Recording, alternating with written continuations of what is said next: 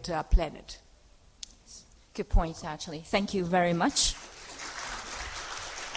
Yeah, now I'm going to move to Mr. Mitutani-san. You're the only one sitting on the stage from private sector. Yes. The role of private sector is emphasized again and again throughout today, and I believe throughout the 7th World Water Forum there as well. It will be interesting to see your view of the water security issues actually in our region, particularly see the private sector's view of the opportunities actually you see for private sector to play a role. It'll be interesting to see what are 3 priority or opportunities, biggest opportunities you see after listening through all the analysis actually potential out there. Thank you. Okay. Thank you for Ms. Wu. At the water security-wise, Japan is blessed with water, and we have plenty of waterfall. Volume of rainfall 2 times the world average. However, Japan is a country vulnerable to the national disaster. In other words, we can say Japan is a country with high disaster rate, such as typhoon, earthquake, torrential rain, and volcano activity and tsunamis. So we have a lot of experience how to protect the disaster prevention and reduction measures.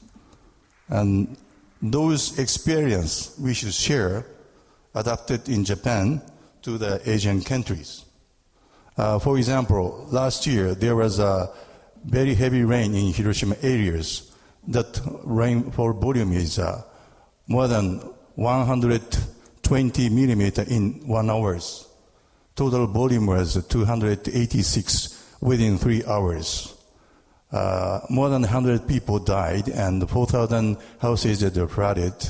Through that experience, we established early warning systems by collaboration with Japanese private weather forecast companies. They are the world's largest weather service companies. Of course, Japanese government meteorological agency providing general weather forecast, but private company especially providing early warning informations. That's very useful for protect our water facilities. So I'm sure those experience and information to be shared within Asian countries. Thank you. Can I a follow-up question?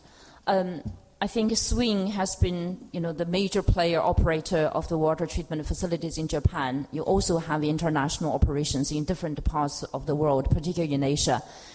Can I ask you, what are the things blocking you to do more? The key barriers that you think that need to be addressed in order for you to scale up quickly the best practice and solutions you were talking about. Thank you. Yeah. So through other panelists explained, Asian countries coverage for the sanitation less than 50%. Originally Japan,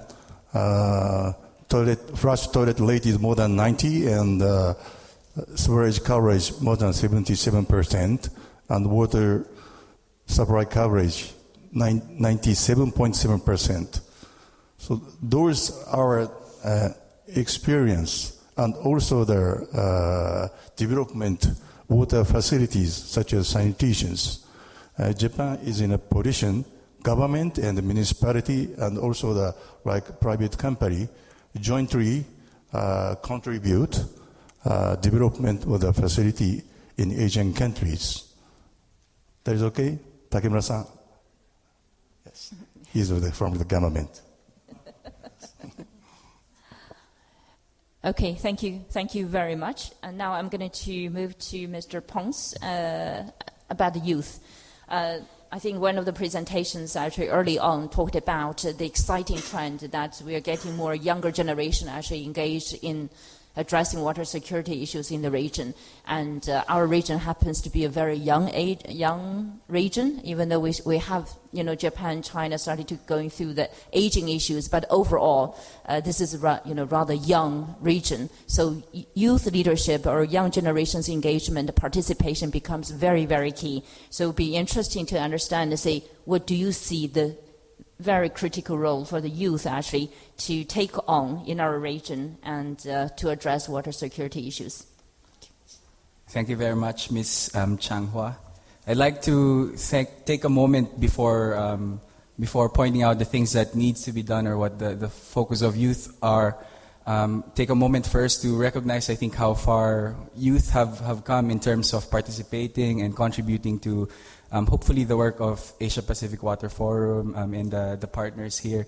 From a year or two ago when we were, I'm still very nervous, but we're very nervous to approach APWF, and now a young person has been invited to join a high-level panel, so I think it's a credit to how determined and passionate young people are, but also to how open APWF and its members have been, so we're happy to be here in this panel today.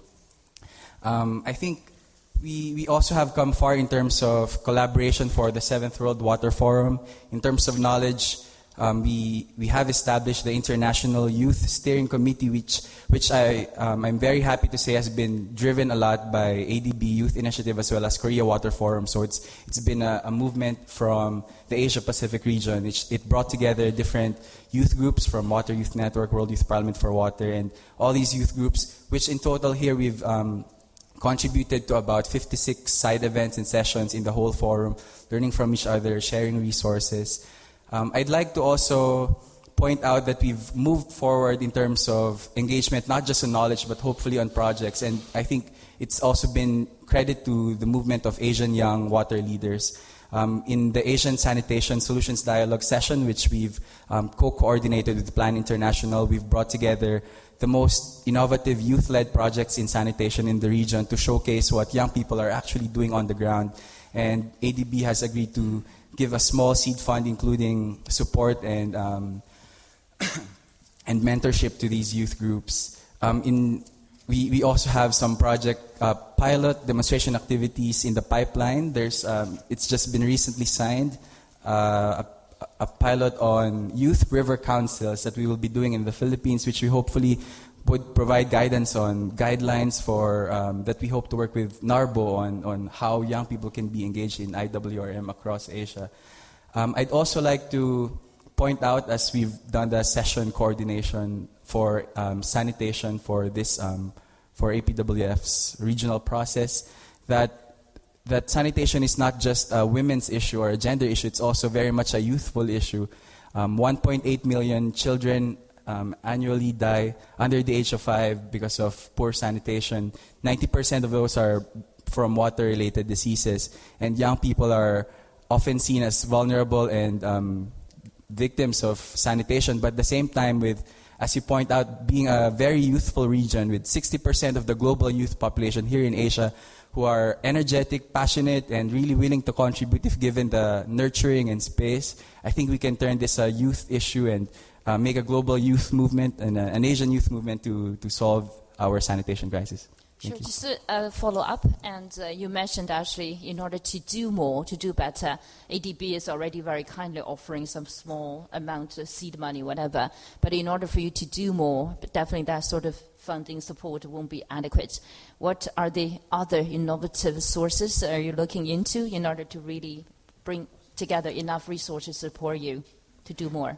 I think more than the funding, Ms. Chonghua, it's been partnership that we all have different resources. Most of the Youth for Asia finalists that we showcased didn't have any funding. They just did it without any fund at all, but they've been building toilets, they've been going out to communities, building urinals across India in different states, and it's mostly, I think, working with different partners who have certain things, the time, either the ideas or the innovation to do it.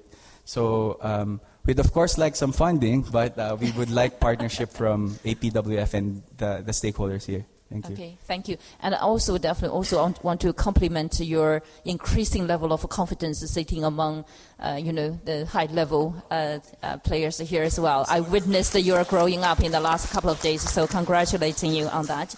Now, I'm going to move to Ms. Jayamala in order to not to repeat the mistakes I made just now, and I'll be interested to hear your perspective from your foundation perspective. And you see the priority areas or opportunities that you think you could contribute actually to the improved water security issues in our region. Thank you. Thank you very much. So ARGEM is a grant-making foundation. It's an India-funded, India-focused, domestic water and sanitation-focused foundation. Our interest areas are in groundwater, the management of it as a resource, and in sanitation, our focus areas are before and after toilets, so behavior change for construction and usage of toilets, and waste management post-usage of toilets. So ARGEM has a work in 3 areas and intersect in 3 areas that were presented through the session today: water and cities, water and green growth, and integrated water resources management.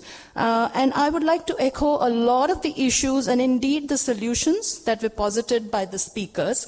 However, in solving for these issues, as ARGEM, we have identified 3 challenges which I would like to bring to the table here in the hope that we can trigger conversations around it that could accelerate solutioning for those. The first is we talked about multiple stakeholders for all the solutions that we have for issues under each of these themes.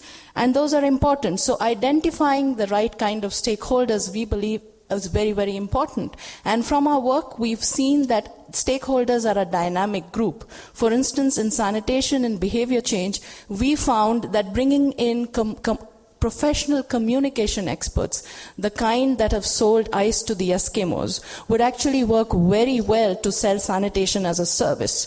And we did that very successfully in our projects. We've put neuroscientists into understanding what is the problem of usage for existing toilets, even where we see that they are desirable and they need to be used, but they're not being used. So multiple stakeholders, we believe, are an open platform, and it's dynamic, and we need to keep our eyes open to understand who can add value to this portfolio of stakeholders. But the important point that we need to understand is how do we create complementarity between these stakeholders. What we found is that the goal of one stakeholder group should not and cannot do value destroying to the goal of another stakeholder group. So how do we get privates, government, and citizens work together? What is that framework of accountability, and how should we imagine the monitoring and evaluation of that is a big challenge. And ARGEM continuously is working on that to establish better and smarter accountability frameworks.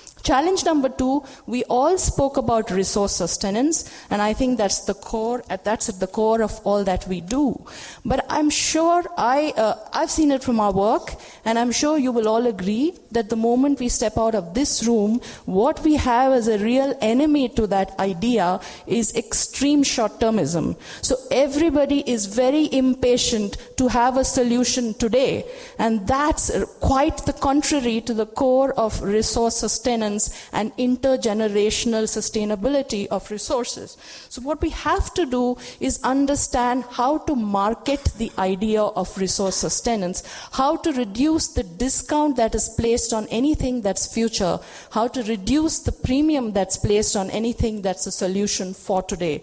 And that's an area of work that ARGEM is continuously working on.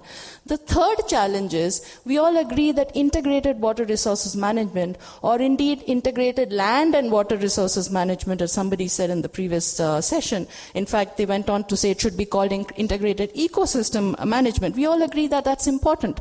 But from ARGEM's work, we've seen that anything integrated works very well at local scales. But the moment we look at replicability, it becomes an issue. So the scalability quotient of integrated solutions are very difficult and very difficult to establish. So RGM's endeavor, and the reason we believe that's happening is because the nature of integrated solutions makes it very complex. And we have to deconstruct and simplify those solutions so that we can increase scalability. So the idea for RGM is to look at how do we improve simplification of those solutions? How do we force and rank order the value of different elements of the integratedness? Because sometimes perfection becomes the enemy of good. We cannot go from 0 to 100 on day one. We have to have a scaled methodology to approach that desirable solution. So I think that's the goal that RGM is grappling with at this point in time. So our commitment is really to look at how to make our desirable solutions more and more palatable, more and more marketable, so that we can have more and more unconverted people in this room, not literally, but figuratively. Thank you. Can I just follow up a question, the role of social media, particularly when you work at the grassroots, at the local level, more and more so now, you will be able to have more people, public, participate into that process because you have the mobile devices, whatever, or more people having access to that. Have you done anything like that using the sort of mobile devices? Can you give us a case? Yes. So I think what we are trying to do, so we have the India Water Portal, which is actually completely funded by RGM, and that's really the digital platform through which we want to increase outreach. Currently, it's moving beyond being just a repository, and what we are trying to do is to make it interactive in that we have people participating in both providing data as well as it being informed by the data that's already there. So there are some case studies that are building up nicely, but again, the scale is an issue. So we're trying to see how the small case studies can actually have larger outreach, and that's really the process we're working on. But we see that as the future for us. Okay, thank you very much. I'm going to just, unless there are some questions in the audience, I will be happy to give a few hands. If you have questions, please raise your hands. If not, I'm going to carry on. Urgent